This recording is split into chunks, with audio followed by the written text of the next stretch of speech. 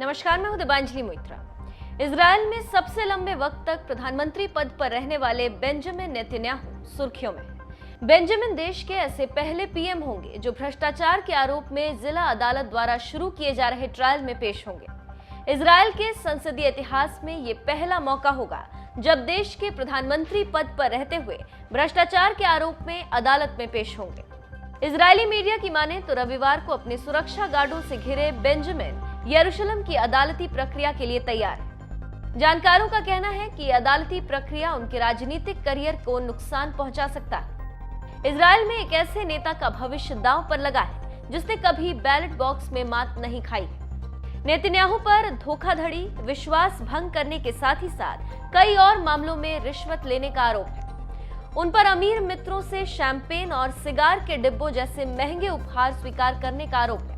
उनके परिवार के अनुकूल समाचार कवरेज के बदले मीडिया मुगल्स के पक्ष में पेशकश करने का आरोप है। सबसे गंभीर मामला एक प्रमुख टेलीकॉम कंपनी का है। आरोप है कि इस कंपनी से बेंजामिन ने करोड़ों डॉलर का मुनाफा कमाया। यहाँ पर एक बात आपको बताते चलें कि इजरायल में 17 मई 2020 को प्रधानमंत्री बेंजामिन नेतन्याहू के नेतृत्व में नई सरकार ने शपथ ली थी। इजरायल में एक साल में हुए 3 चुनाव के बाद बेंजामिन नेतन्याहू ने गठबंधन सरकार में प्रधानमंत्री पद की शपथ ली। इसके साथ ही देश में 500 दिनों से जारी राजनीतिक संकट खत्म हो गया था। एक के बाद एक हुए 3 चुनावों में देश में किसी पार्टी को स्पष्ट बहुमत नहीं मिला।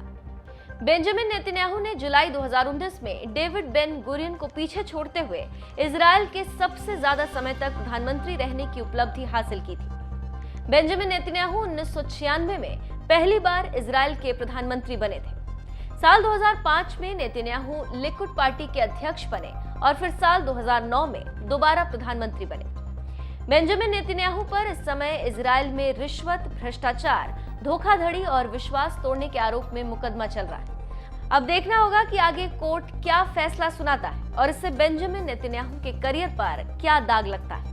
लेकिन कई विदेशी मामलों के जानकारों की माने तो अगर फैसला नेतन्याहू के पक्ष में नहीं आया तो ये उनकी जिंदगी का आखिरी पल होगा, क्योंकि उसके बाद तो बेंजामिन के पास कोई रास्ता ही नहीं बचता।